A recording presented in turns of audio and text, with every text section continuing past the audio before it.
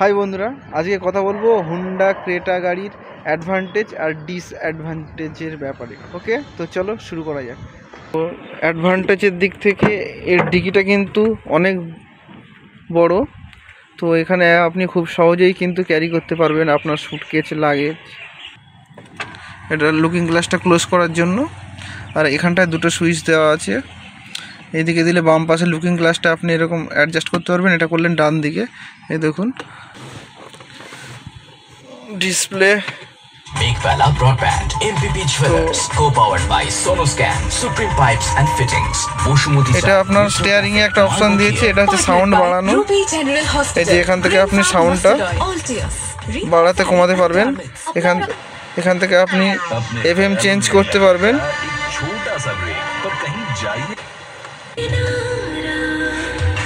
আর সব থেকে ভালো জিনিস যেটা দিয়েছে, এই গাড়ির স্পিকারগুলো খুব সুন্দর, খুব খুব খুব খুব কোয়ালিটিফুল।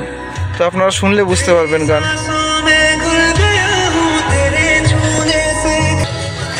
এসিটা তো খুবই ভালো, খুব তাড়াতাড়ি ঠান্ডা হয়, পাওয়ারফুল এসি লাগানো আছে। এই জায়গাটা দেওয়া হয়েছে, এখানটাও একটা জায়গা দেওয়া হয়েছে, জিনিসপত্র আপনি খুব খুব সহজেই ক্যারি করতে পারবেন, পার্স, মোবাইল ফোন। তো এই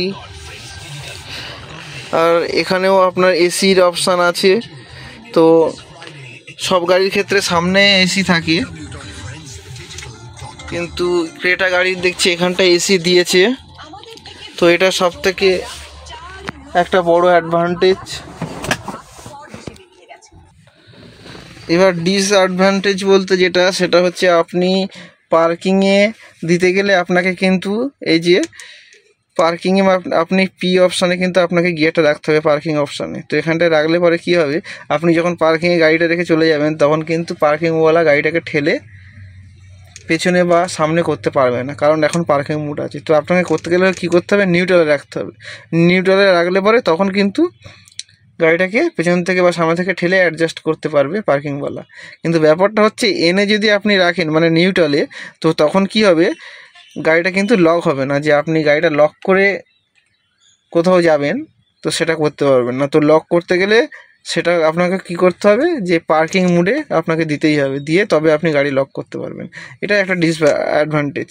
আর একটা ডিসঅ্যাডভান্টেজ যেটা আমার লেগেছে, সেটা হচ্ছে যে এই সিটের, ওই সিটটা তো খুবই নরম ঠিকই, কিন্তু এখানটা একটু গর্ত মতো। তো